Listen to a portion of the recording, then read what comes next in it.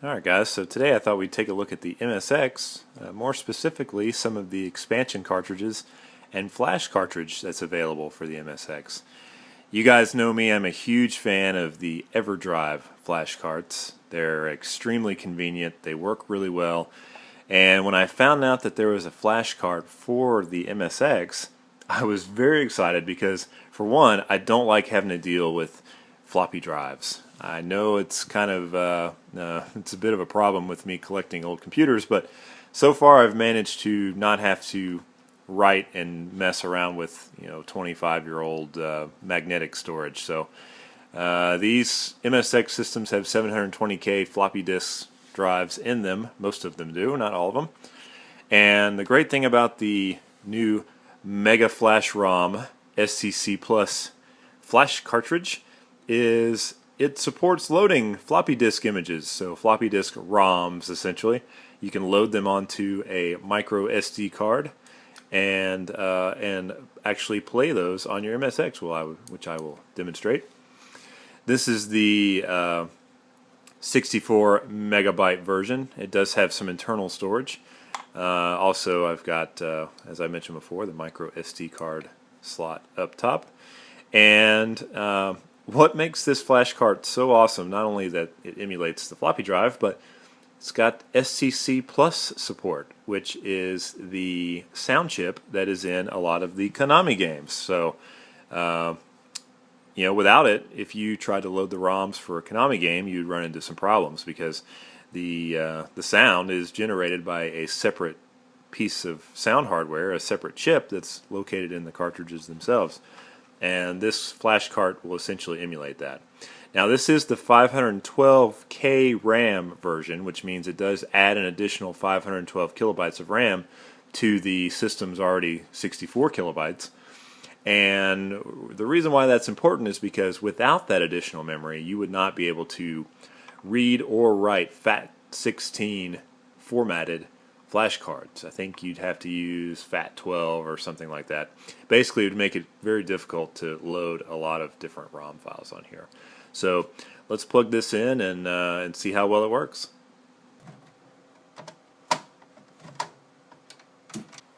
So I'll boot up the MSX and just kind of show you how this thing works.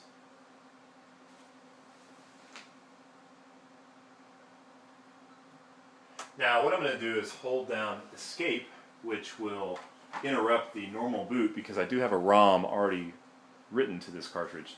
So holding down Escape when you boot up the MSX will actually override and boot into the operating system, which is built onto the cartridge itself.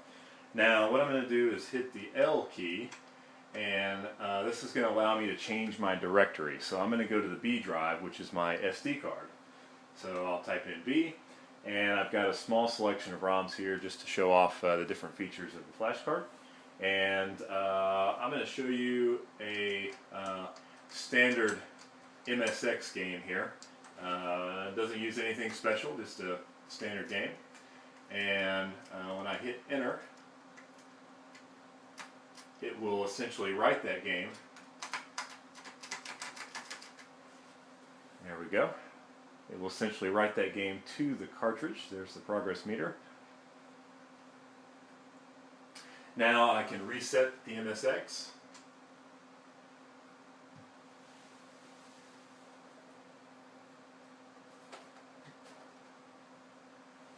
And there's the game.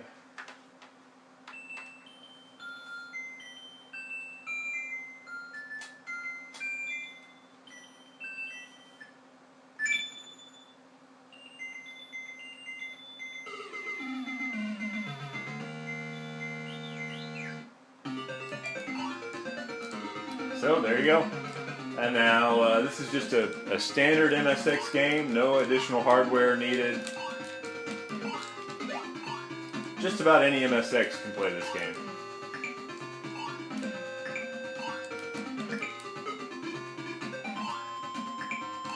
Alright, so I'm going to reset, hold down the escape key, boot back into that menu.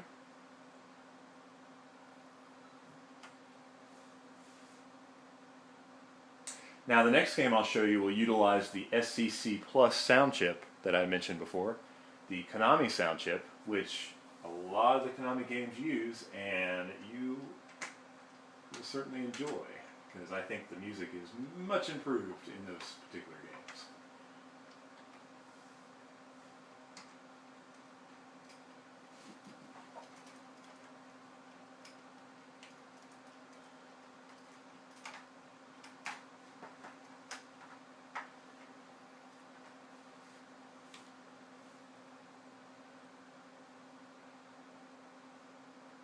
Now, I will mention you do have to have this cartridge in slot 1 of the MSX. There's 2 cartridge slots. You do have to have this in slot 1 for it to work. So let me reset. Now we should boot up into the game.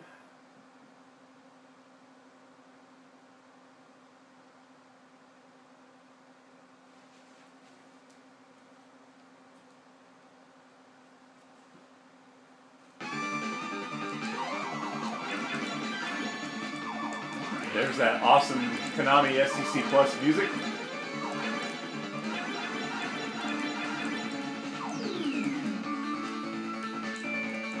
So it's a lot different than just the beeps and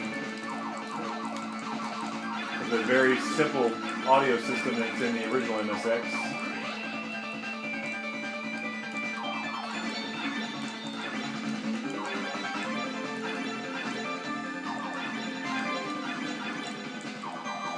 Alright, so there's that. Now, I do have another game that I want to show you on here, so I'm going to reset.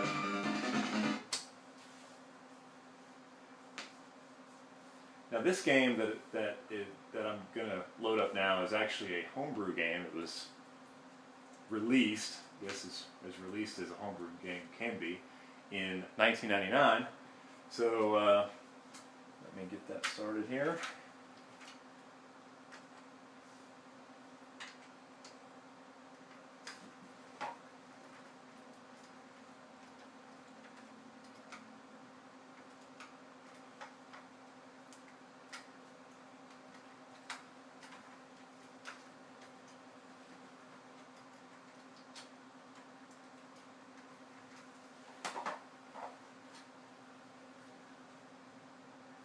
Now this is actually a floppy disk image, so this is going to load the floppy disk image into the cartridge as if you were booting it up as a cartridge itself. So it's pretty nice to not have to deal with the loading times and all the issues that accompany dealing with a floppy disk, bad sectors and the like. So reset.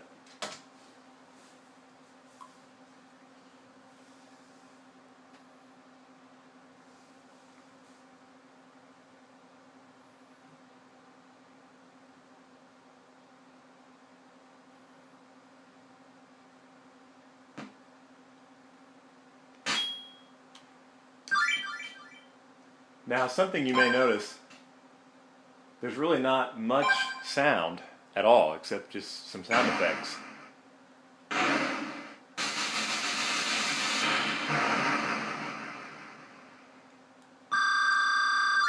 But the graphics in this game are really impressive.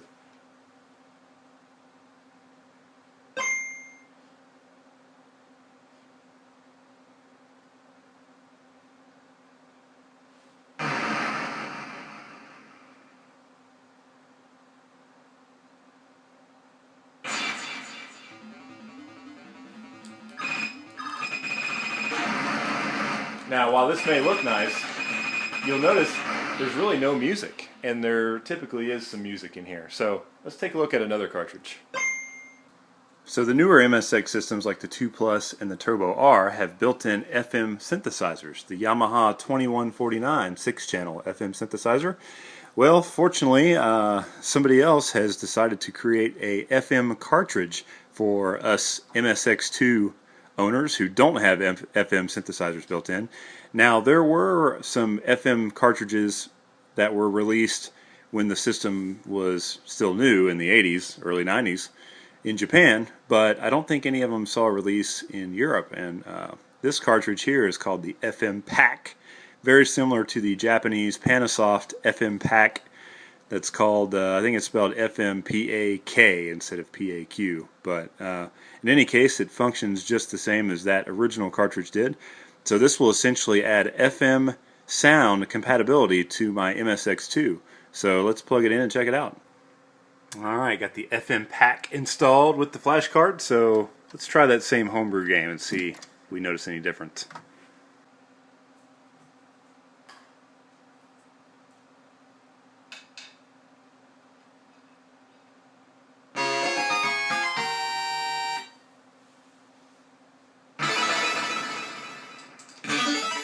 Pretty big difference already.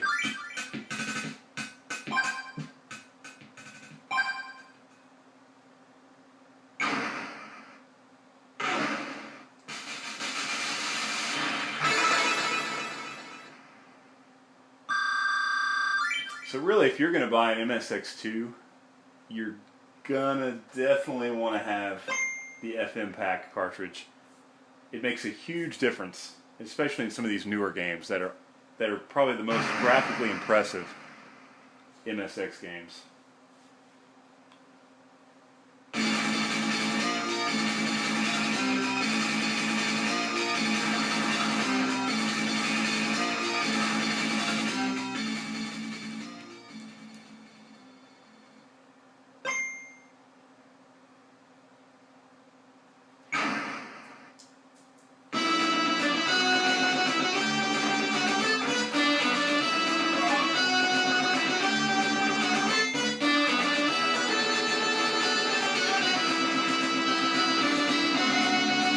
There you have it. There's a look at some of the awesome expansion cartridges for the MSX.